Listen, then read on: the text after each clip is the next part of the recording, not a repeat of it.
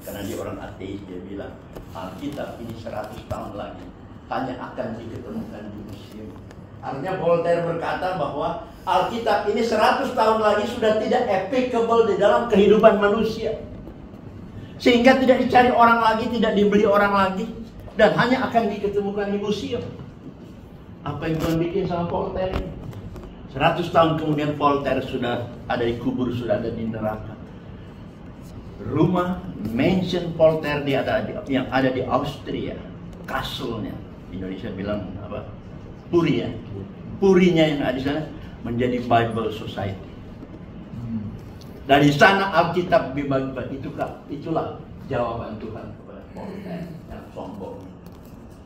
Alkitab ini satu-satunya firman Tuhan yang hidup, yang berkuasa, dan yang paling banyak menghalangi orang supaya pergi ke neraka. Saya bawa Alkitab kecil ini, Perjanjian Baru dan Amsal. Ada juga Mazmur dan Amsal tambahannya. Saya melayani selain di Bulgakro juga melayani The Gideon International.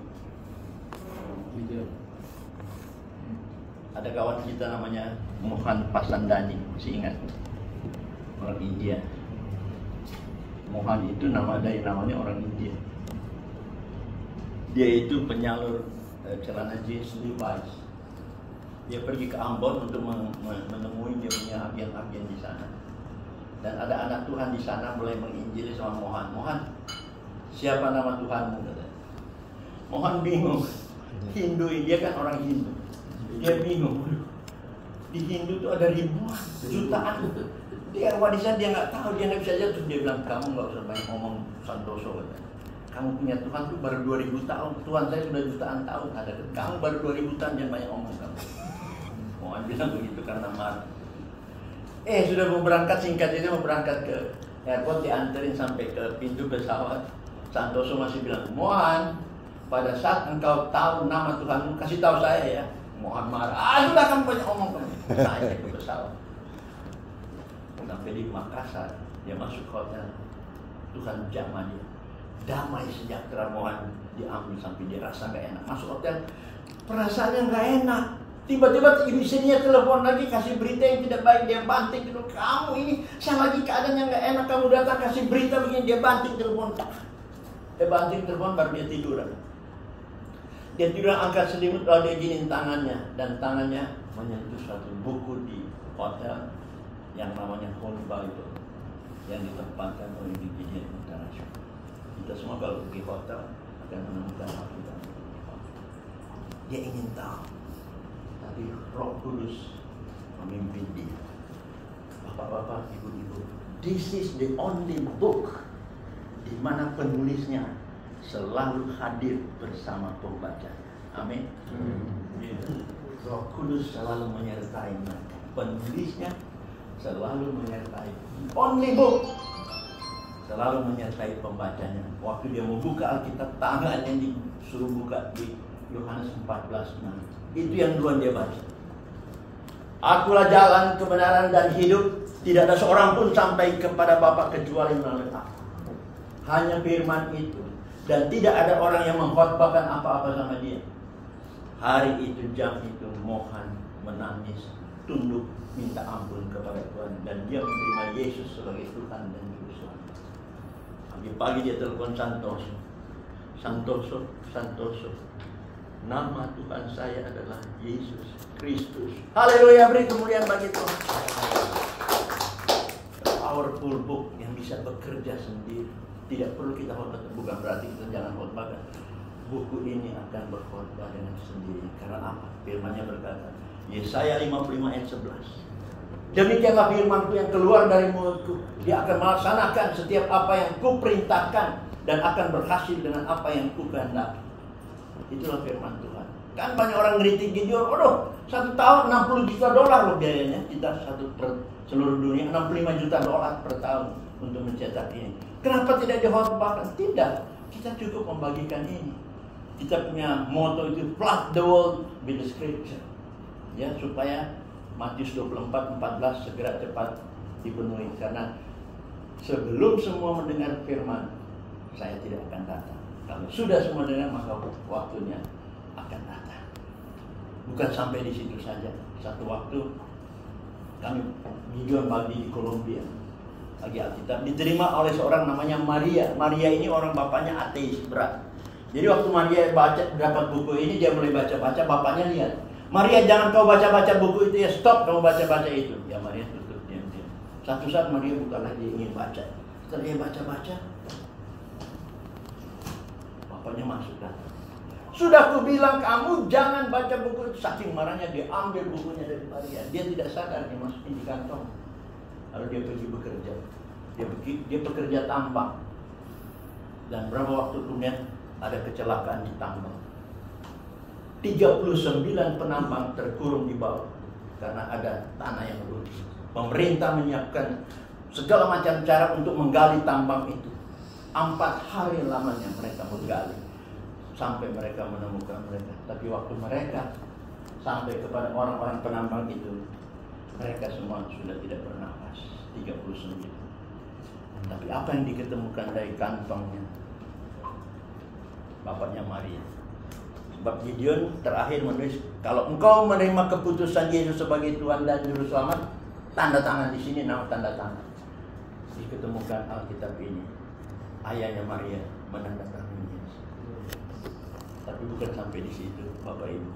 Ini kesaksian nyata. 39 tanda tangan memenuhi Alkitab ini, semua terima Yesus sebagai Tuhan dan Juru Selamat. Firman tidak pernah kembali tidak. Dan firman ini, buku ini telah memblokade 39 orang yang sedang menuju ke neraka dan diblokade oleh Alkitab ini. Dan mereka berbalik terima Yesus. Dan mereka sekarang berada di surga. Dan pujilah Tuhan. Bapak Ibu, masih ada waktu? Selain itu apa saja halangan-halangan, rintangan?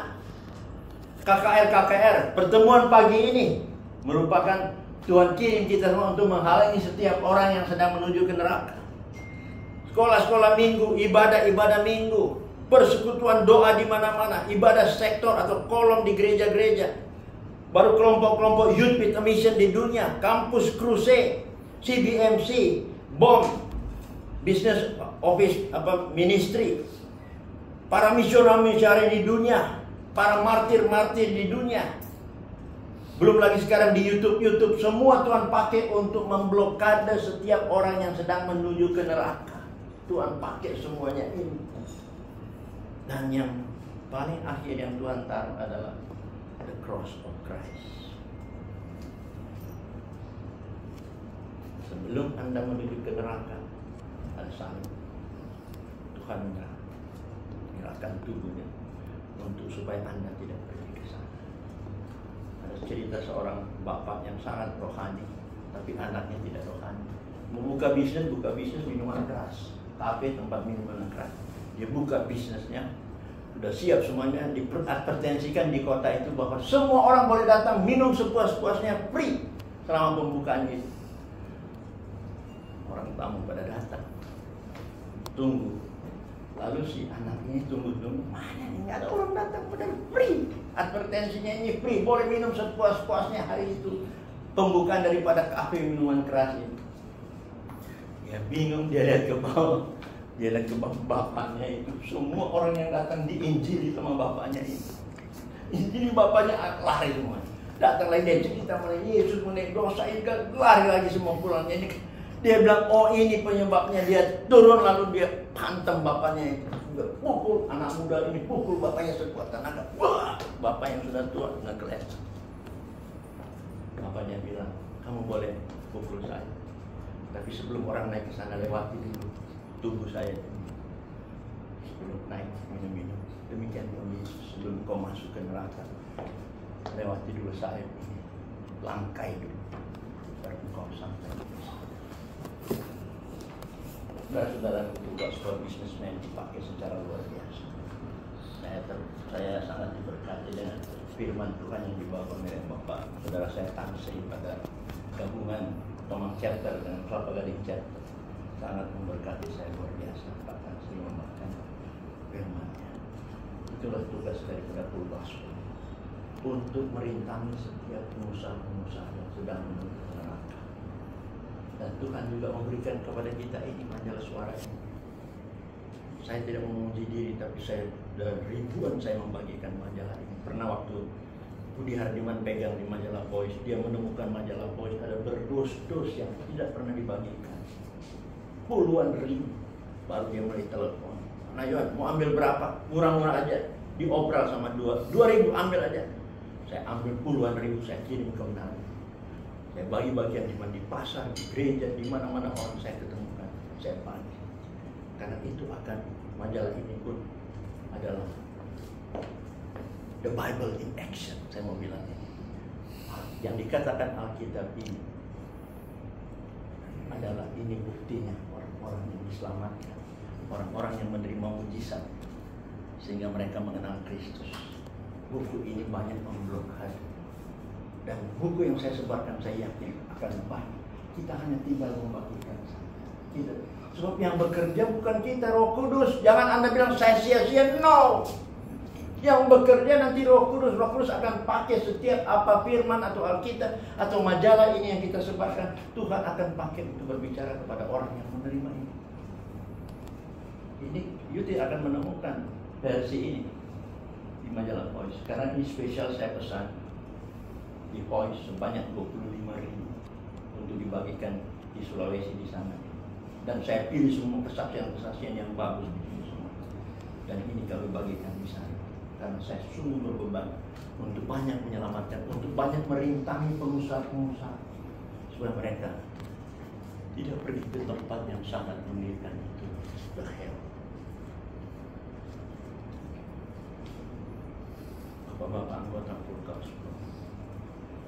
kalau kita menghadap Tuhan, Dia akan tanya, what you have done to the lost?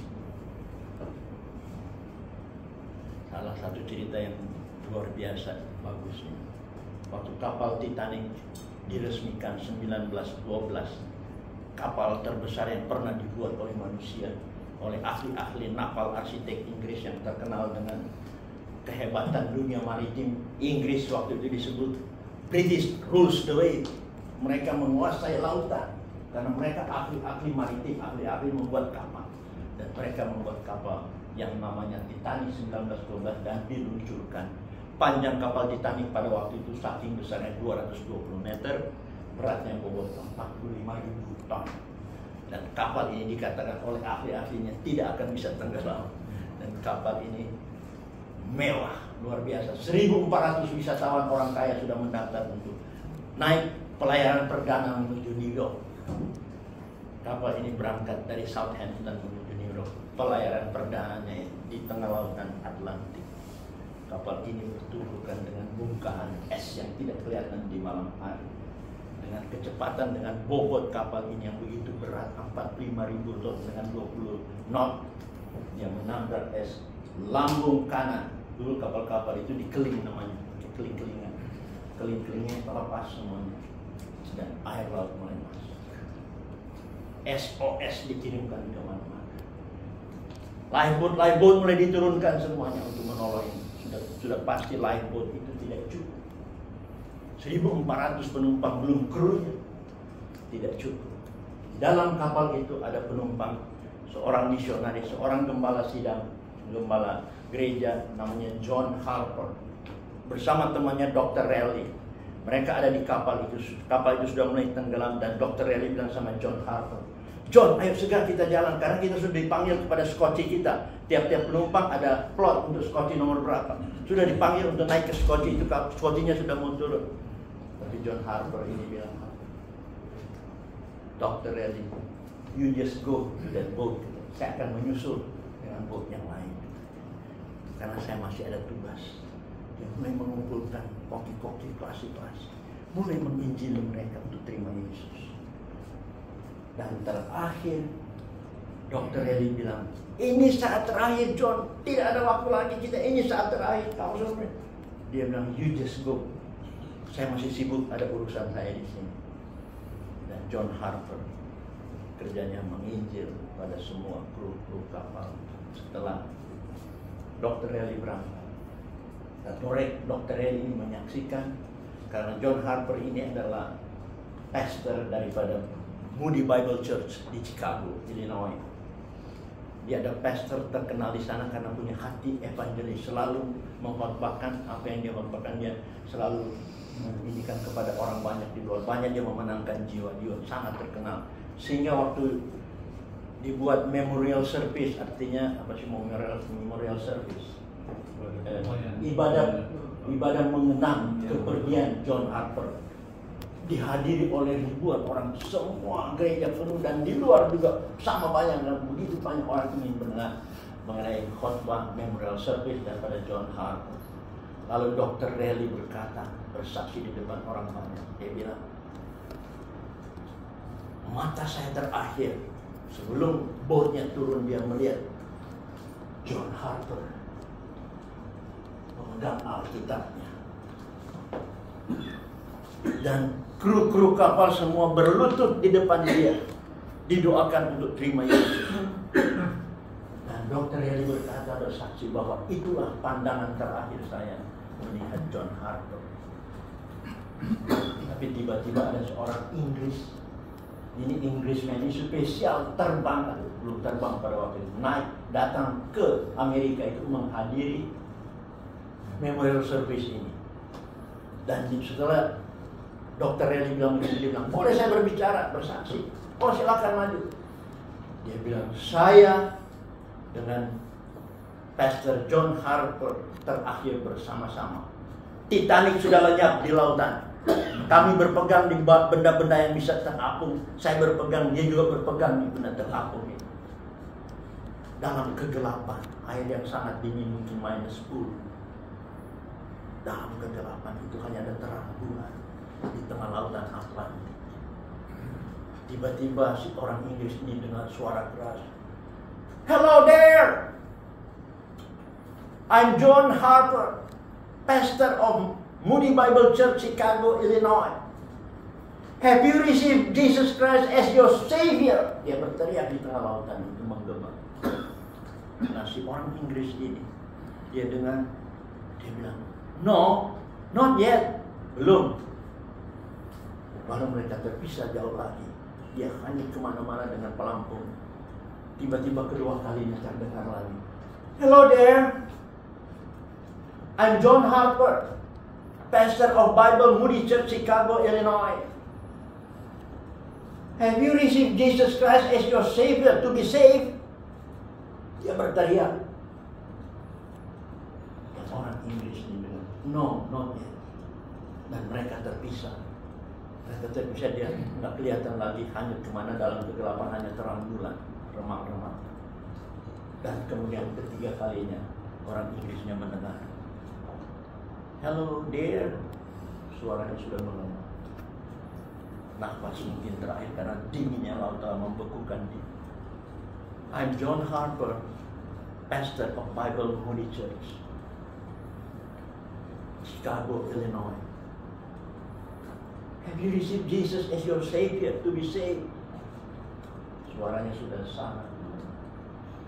Dan itulah suara terakhir yang keluar dari mulut pemimpin ini, John Harper. Dan kemudian dia melihat dari jauh, tangan John Harper terlepas dari benda pelampung itu dan tenggelam dalam kegelapan. Kemudian John Harper berpikir, wah, tiba-tiba John Harper berseru ke atas, "Oh God, forgive me. I want to receive the God of John Harper. Saya mau menerima Yesusnya Tuhan daripada John Harper. Ampuni saya. Saya menerima Engkau sebagai Tuhan dan Juru Selamat." Orang Inggris ini memperoleh keselamatan. Dan dia juga di-rescue oleh Search and Rescue. Dia diselamatkan.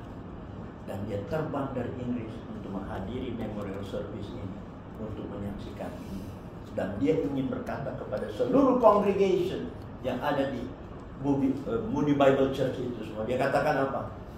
"Saya datang jauh-jauh dari Inggris untuk menghadiri memorial service ini, ibadah pengenangan John Harper ini, untuk berkata kepada kamu orang."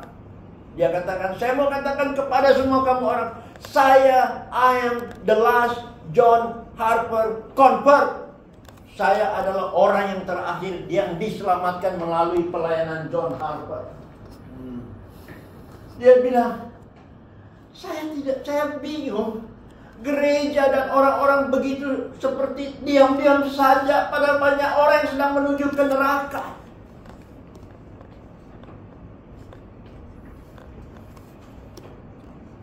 John Harper merupakan saat terakhir dia menghembuskan napasnya menghadap Sang Pencipta.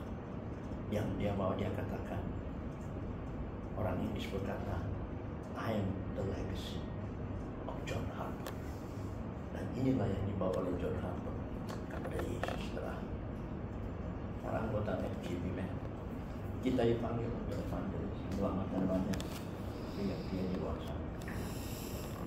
Apakah kita hanya tenang-tenang melihat kursi-kursi kosong? While the people on the way to hell. Kalau saja perkataan daripada John Harper bisa memblokade orang Inggris ini, apalagi kita dengan pelayanan kita. Berapa banyak kita yang selamat? Bangkit para pembawa solusi untuk lebih bersemangat lagi menjangkau pria-pria yang ada di luar sana, yang akan menjadi our legacy when we meet Jesus Christ. Amin. Let us pray. Bapa, hamba sudah berhenti berbicara. Hamba sudah menyampaikan kebenaran ini sesuai talenta hikmat yang Kau berikan kepada hamba-Mu ini. Dan hamba terus berdoa agar firman yang sudah keluar dari mulut hamba-Mu ini boleh menjadi pegangan bagi kami yang mendengarkan pada siang hari ini. Kami rindu Tuhan, ada banyak di luar sana orang-orang yang sedang dalam perjalanan ke neraka. Kami tahu Engkau memakai Full Gospel Businessman Fellowship International untuk menjadi rintangan bagi pengusaha-pengusaha yang sedang menuju ke neraka.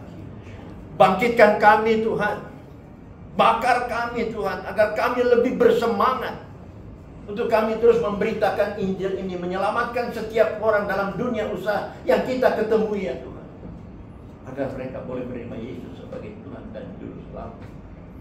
Kalau teriakan John Harper aja yang hanya asal teriak bisa menyelamatkan orang, apalagi kita dengan Alkitab, dengan voice kita, dengan urapan yang sudah Tuhan berikan kepada kita, pasti kita akan powerful untuk menyelamatkan banyak jiwa.